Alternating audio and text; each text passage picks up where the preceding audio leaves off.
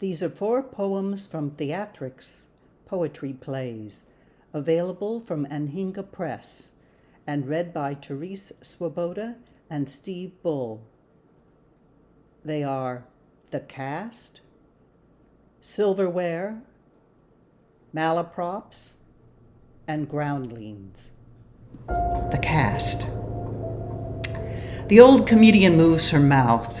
She does her stretches, her deadpan without so much as a twitch, and she times it. It's all about timing. Old means she's timed a lot. She may have timed out. She always wakes early with perfectly usable patter that doesn't have a story behind it. An existential joke. Tailless, they call it in the business. The old comedian doesn't drink her tea. Her wiring's following the patter with her mouth, but not allowed. She's slinking in a doorway when the joke comes to her. She's ready to deliver. She looks into the street and waves to a man whose arm is in a cast, visible only at the cuff line and the stiff way he holds his arm across his chest. "Why did the man cross the street?" she calls out. "He veers." "I'm an old comedian," she says. "Stand-up never paid." He pats her on the head. This is not condescending, given that it's the hand sticking out of the cast. And he's very tall. "I'm walking into a bar," he says. She doesn't even know how to make coffee, let alone a martini, which he thinks is a joke until she offers him tea. Offers him me, she's thinking. The cast, after the coat is off, has no signatures on it, maybe has no friends, no love life at all. He sits on her pull-out bed. If she keeps a doily to reinforce its couch-like appearance, no one would know it's pulled out at all. She tells a tailless joke. "There was a Jewish pope," she starts.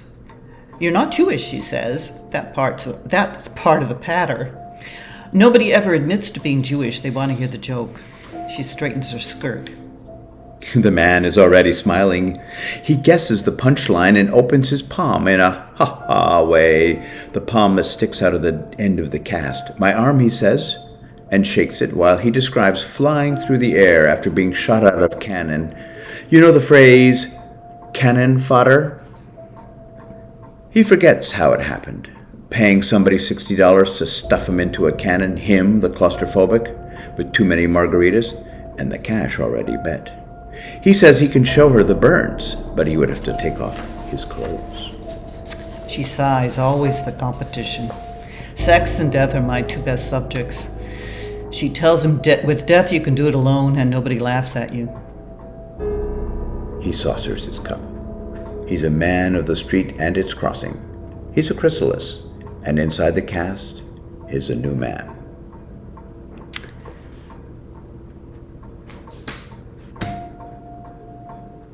Then he's late. As he makes his way out, he thinks of chickens, not having laid her. She, in the existential, tailless way of daily life, works out another joke, this one about time, the least funny subject. Silverware. A fork and a spoon lie together, to fork and to spoon. E equals MC squared, says the spoon. "I don't have the energy," says the fork. Forgiveness, says the spoon. "It's as if we lie on a vast table," says the fork. Useless. The spoon measures a dose. Sink to your knees. The fork submits. The past is prescient. The fork clasps the spoon. Of course, says the spoon. It's all about portion control. "Let's sleep," says the fork. Weep, says the spoon. The spoon keeps busy until the fork is sorry too, like the song. Make me toast, says the spoon, and snappy. The fork says, "Who turned out the light?" Birds begin singing their favorite, "Oh moon, oh moon." The table was laid, says the spoon, not me. "Tines, my dear, are everything," says the fork. "My tines are retired." They spoon through course after intercourse, the hunger being inconsolable, incurable. Malaprops. To alliterate him, I say, quite from your memory, Mrs. Malaprop in The Rivals. What props come slaved to the tape marks?